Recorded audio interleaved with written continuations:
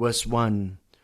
Now Haggai the prophet and Zechariah the prophet, a descendant of Iddo, prophesied to the Jews in Judah and Jerusalem in the name of the God of Israel, who was over them.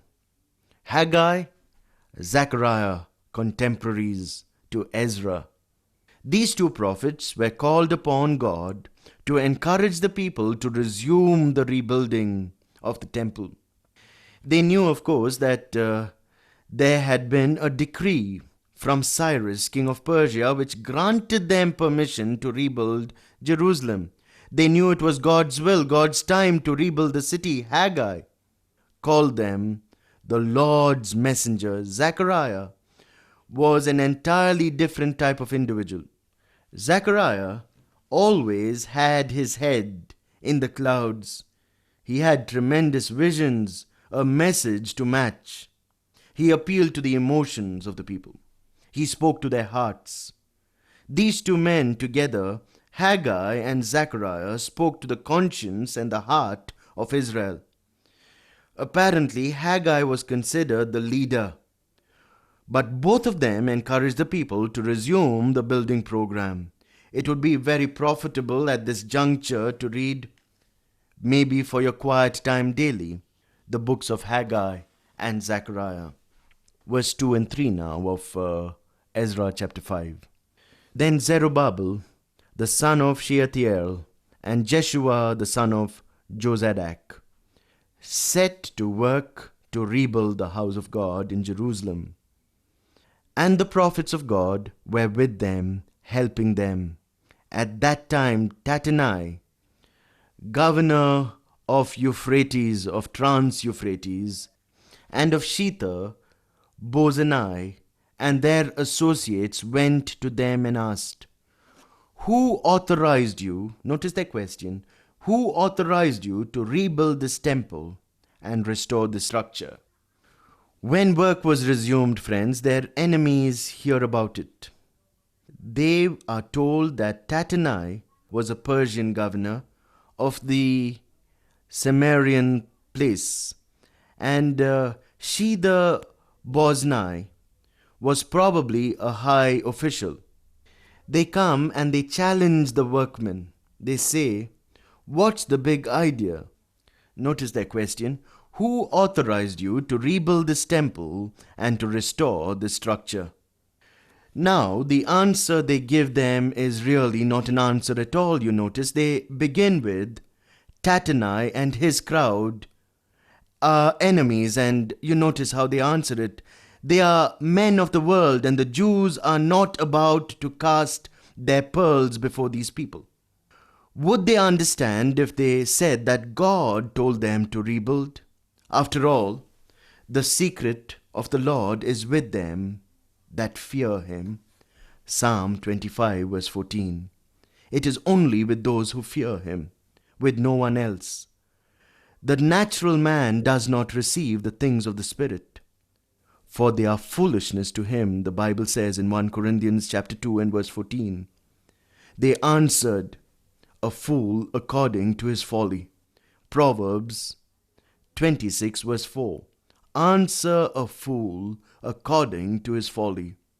In fact, they answered their question by asking a question. Verse 4, Ezra chapter 5 and verse 4.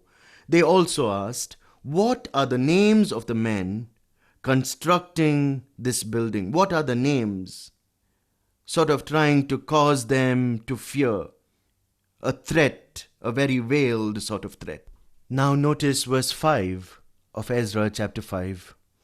But the eye of their God was watching over the elders of the Jews, and they were not stopped until a report could go to Darius, and his written reply be received. How comforting, friends! But the eye of the Lord was watching over them. This is the wonderful thing, that if you can depend on God, He would keep His eye on those who love Him. So off goes another letter to the king of Syria. By this time, there is a change of guard, as it were. Darius has taken over as king. Apparently, about 7 years has gone by. The people must be getting very frustrated. Verses 6 and 7. This is a copy of the letter that Tattenai, governor of Trans-Euphrates, and Shethar Bonzenai, and their associates and officials of Trans-Euphrates sent to Darius. The report they sent read as follows. To King Darius, these men, Tattenai and his associates, Tattenai was the governor of Trans-Euphrates. Notice how deceitful, insidious they are. One letter wasn't profitable, and now they write another letter. Very warm, cordial greetings for the start. Verse 8. The king should know that we went to the district of Judah, to the temple of the great God. The people are building it with large stones and placing timbers in the walls. The work is being carried on with diligence and is making rapid progress under their direction. As you can see, friends, the thought in this letter is, we happened to see, we didn't go there to spy this out. We are not really their enemies. We happened to be in the neighborhood and stopped by for a little visit, and this is what we found. We questioned the elders and asked them, verses 9 and 10, who authorized you to rebuild this temple and restore the structure? We also asked them the names so that they could write down the names of their leaders for your information. They were told the names of the prophets Haggai and Zechariah. This is the answer they gave us. We are the servants of the God of heaven, and we are rebuilding the temple that was built many years ago, one that a great king of Israel built and finished. They give them the history of the captivity, which had occurred about 70 years ago. Verses 12 and 13 now. But because our fathers angered the God of heaven. Notice the expression, the God of heaven. The God of Israel is not a parochial local deity. He is the God of heaven. He handed over Nebuchadnezzar the Chaldean, king of Babylon, who destroyed this temple and deported the people to Babylon. However, in the first year of King Cyrus of Babylon, King Cyrus issued a decree to rebuild this house of God. They gave them concrete evidence that King Cyrus had commanded them to rebuild the temple. He even sent the temple vessels back to them. Amazing 2 verses now, friends, verses 14 and 15. He even removed from the temple of Babylon the gold and silver articles from the temple of Babylon. Notice there are 2 temples here. The temple of Babylon and the temple in Jerusalem. Cyrus removed from the temple of Babylon the gold and silver articles of the house of God, which Nebuchadnezzar had taken from the temple in Jerusalem and brought them to the temple in Babylon. Notice the juxtaposition here. Nebuchadnezzar takes it from Jerusalem temple and places it in Babylonian temple. Cyrus, the king of Persia, takes the same things from the Babylonian temple and gives it back to the Jerusalem temple. Strange and mysterious are God's ways. Then King Cyrus gave them to a man named Sheshbazzar, who had been appointed governor. And he told him, take these articles and go and deposit them in the temple in Jerusalem and rebuild the house of God on its site. Rebuild the house of God in its site.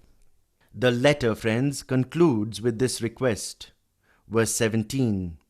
Now, if it pleases the king, let a search be made in the royal archives of Babylon to see if Cyrus did in fact issue a decree to rebuild this house of God in Jerusalem. Then let the king send us his decision in this matter. The enemies did not believe that a decree had ever been made by Cyrus. But the letter is saying that the Jews' claim of such a decree is the basis on which they are rebuilding. So they ask that a search be made. They are certain that no such decree exists and that these people are doing this on their own. Verse 1 of chapter 6, King Darius then issued an order, and they searched in the archives stored in the treasury at Babylon. He immediately works on this particular letter that he receives. They went down to the basement, as it were, somewhere, dug out the old archives, and then brought it to King Darius. A scroll was found in the citadel of Ecbatana, in the province of Media, and this was written on it, memorandum. In the first year of King Cyrus, the king issued a decree concerning the temple of God in Jerusalem. Let the temple be rebuilt as a place to present sacrifices, and let its foundations be laid. It is to be 90 feet high and 90 feet wide. Also, the gold and silver articles of the house of God, which Nebuchadnezzar took from the temple in Jerusalem and brought to Babylon, are to be returned to their place in the temple in Jerusalem. They are to be deposited in the house of God. Nebuchadnezzar took from the temple, and now it is to be returned in its proper place, Jerusalem. It was all recorded there. All of this unearthed by King Darius. He never would have known about this decree if the enemy hadn't brought it to his attention. Notice how it boomerangs on the enemy. This was a real blunder on the part of the enemies of the Jews. Now this is the message that King Darius sends to Tattenai. Now then, Tattenai, governor of Trans-Euphrates, and Shetha-Bonzenai, and you, their fellow officials of that province, stay away from there. Do not interfere with the work on this temple of God. Let the governor of the Jews and the Jewish elders rebuild this house of God on its site. Amazing, isn't it, friends? Tattenai was a governor with an important job, and he thought he could stop the building of the temple in Jerusalem, but when the decree of Cyrus was located and the present King Darius realizes that it was the law of the Medes and the Persians, and it could not be altered or changed, so he makes a further decree. Moreover, I hereby decree,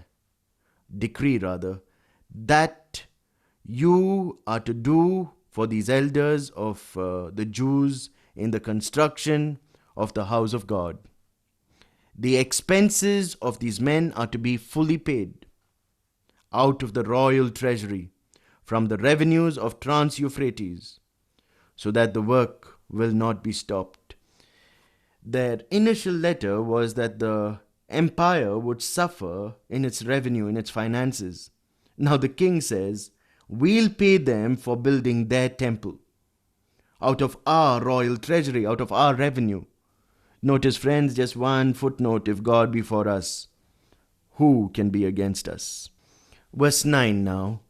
Whatever is needed, young bulls, rams, male lambs, for burnt offerings to the God of heaven, wheat, salt, wine, oil, as requested by the priests in Jerusalem, must be given them daily without fail, so that they may offer sacrifices pleasing to the God of heaven and pay for the well-being of the king and his sons. What a decree this was. Also he decrees a severe penalty upon anyone who would hinder the work. But notice, friends, whatever is needed, young bulls, rams, males, wheat, salt, wine, oil, daily without fail, that they would offer sacrifices pleasing to God for the well-being of the king and the sons. When God gives, what can we say? He gives completely. He lavishes. Christ's satisfaction fills every fraction. That's it, friends. Let go. Let God have his wonderful way. Take your hands off. When you take your hands off, God puts his hands on. It's better to allow God to bless us than we bless ourselves with some puny, insignificant blessings. Let God have his way, friends. This is what God does. Mysterious God who's moving in mysterious ways. Verse 11, furthermore, I decree that if anyone changes this edict, a beam is to be pulled from his house. He is to be lifted up and impaled on it. Can you imagine? And for this crime his house is to be made a pile of rubble. At this point, friends, you would find it thrilling to read the book of Haggai and also Zechariah. They are marvelous. We designate them as minor prophets, but really, they are major men in the Old Testament. What can we say of this God, friends? There's this little Sunday school song I'm sure all of us know. My God is so big, so strong, so mighty. There's nothing my God cannot do. Verse 14. So the elders of the Jews continued to build and prosper under the preaching of Haggai, the prophet, and Zechariah, a descendant of Iddo. They finished building the temple according to the command of the God of Israel and the decrees of Cyrus, Darius, Artaxerxes, the kings of Persia. The temple is rebuilt under the inspiration of his prophets, Haggai and Zechariah. There is an ocean of God's love available. There is plenty for everyone. May God grant you never to doubt that victorious love, whatever the circumstances, depressing circumstances. Friends, are God's laboratory where he specializes to exhibit his power.